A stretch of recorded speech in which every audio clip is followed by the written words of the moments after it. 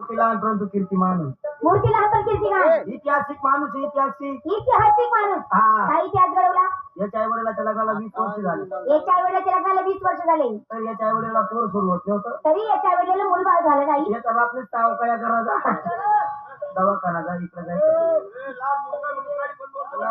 त्याचा बाप आग पळा करायचा मग इकडे जाय तिकडे जाय तरी पोर सोड नाही.